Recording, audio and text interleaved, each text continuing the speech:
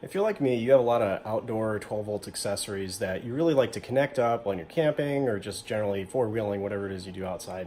And there's always kind of a debate going on in the best way to wire up your 12-volt accessories, because if you just plug them straight into your car, that's all well and good, but if you're going to use the cigarette adapter, you can only get so much power out of that. So there's a lot of people using the Anderson connectors out there. I am one of them, but you don't see a lot of these 350 amp connectors, and for good reason.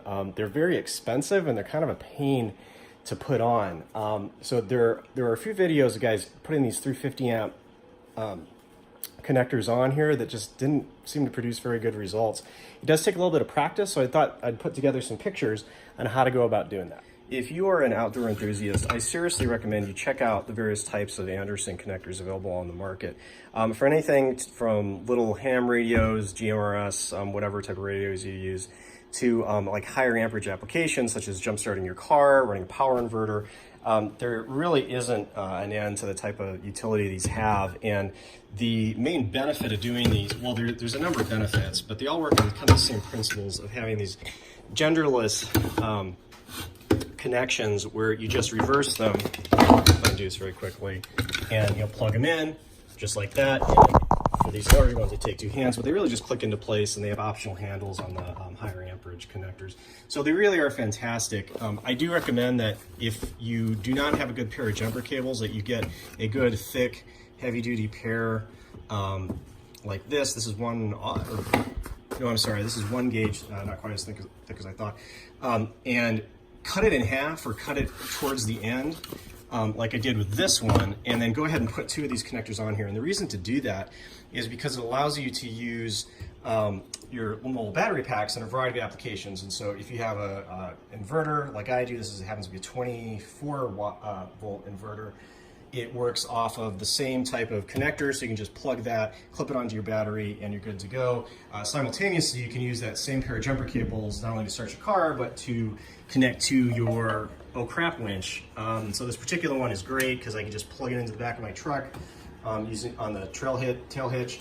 And if I'm really in a jam, I just plug it straight into the jumper cable, or half of the jumper cable, and run that to a battery, and I'm good to go. So there's really no shortage of uses for these. And what I happen to have a 24 volts inverter, but there's a lot of different sizes for different current applications. I also use them for daisy chaining for charging purposes, and so I can just line up all my batteries, and if you have some of these lower amperage ones installed, you can just chain them all together. With one hand, you can just quickly connect and disconnect these, make sure, and there's really no way of screwing it up since they can only go on a certain way. So for simple charging applications, to ripping off the clamps that you see on the kind of these cheap trickle chargers, sometimes they aren't shielded on the outside. These ones do have some shielding, but it really makes me nervous to have exposed metal like this, especially on the positive one where there's a lot of potential for shorting things out when you're constantly connecting them to and from different vehicles and your toys. Sometimes on a daily basis. I really don't want any potential of shorting things out. All right, so let's take a look at the pictures of how to actually attach these clamps. Your first step should be to take a very sharp utility knife or a very large wire cutter and expose just the right amount of wire out of the sheath. And there's 2 main reasons for leaving a little more exposed than you might think is necessary. The first is that you want to be able to insert it comfortably and all the way into the terminal without touching the shield to that piping hot connector, because it is going to be so hot that it will melt the shield, and you really want to avoid doing that if possible. In some of the videos you'll see people catching them on fire. That is not the right way to do this. So just do yourself a little favor and leave just a little bit more exposed.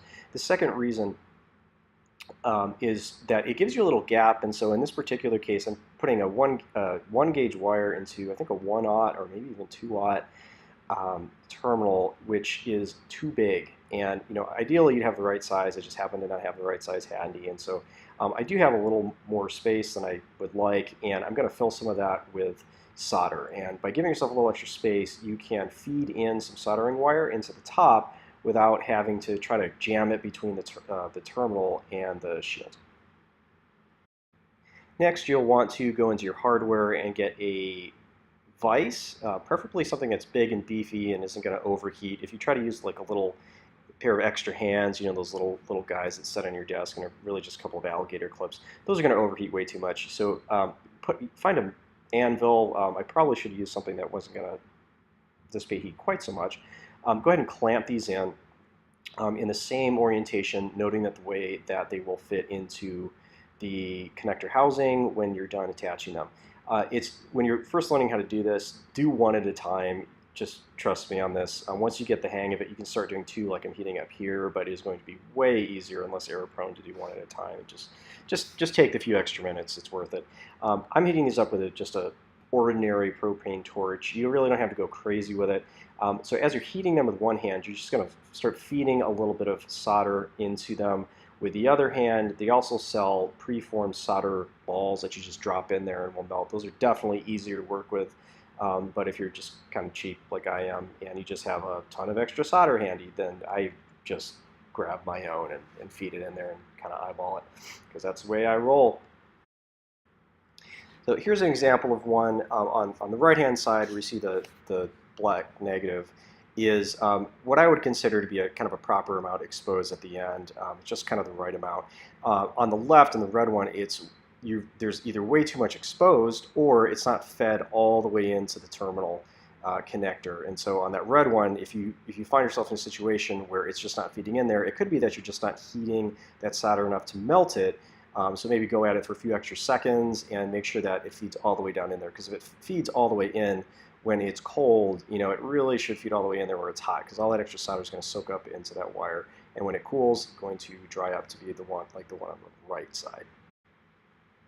When the terminals are installed into the housing, there really isn't going to be any potential of arcing, but just to be safe and also to add some additional water resistance, I like to wrap the crap out of them with ordinary black electrical tape, like in this picture. This also seals up that little gap that we left, and pretty much assures that unless they're just being submerged in water for an extended period of time, that there really isn't going to be water getting in there and oxidizing and rusting out metals, what have you.